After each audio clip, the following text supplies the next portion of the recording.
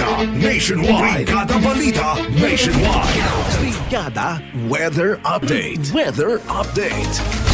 Mga kabrigada, patuloy pa ring mananalasa ang bagyong Emong sa bansa. Ayon ho sa Pag-asa, muli itong namataan sa katubigang sakop ng San Fernando, La Union. Taglay nitong lakas ng hangin na aabot sa 120 km per hour at pagbugso sa 165 km per hour at patuloy po na kumikilos pahilagang silangan sa bilis na 20 km per hour.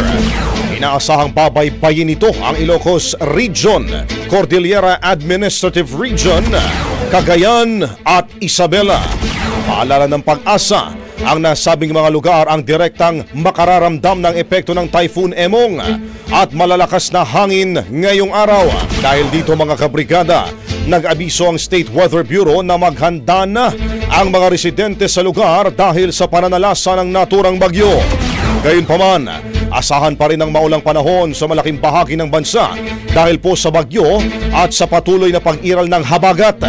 Samantala, batay ho sa pagtataya ng Pag-asa, Sabado ay posibleng lumabas na ho ng Philippine Area of Responsibility ang Emong at magiging isa na lamang itong LPA. Dahil po dito, inaasahang magiging maayos ng lagay ng panahon pagdating ng araw ng Linggo. Brigada Balita Nationwide. Nakataas pa rin naman itong signal number 4 sa southwestern portion ng Ilocos Sur at sa northern and central portions ng La Union. Signal number 3 naman po sa southern portion ng Ilocos Norte, nalalabing bahagi ng Ilocos Sur, kanlurang bahagi ho ng Apayao, Abra, kanlurang bahagi po ng Kalinga, western portion ng Mountain Province, western portion ng Benguet at maging yung northern portion ho ng Pangasinan.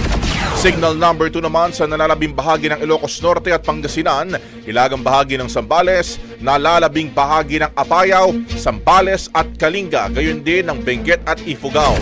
Signal number 2 naman ho sa Batanes, Cagayan kasama yung Babuyan Islands, northern and western portions of Isabela, northern o northwestern portion ng Quirino, western and central portion ng Nueva Vizcaya, northwestern portion ng Nueva Ecija at sa ilagang bahagi ho ng Tarlac.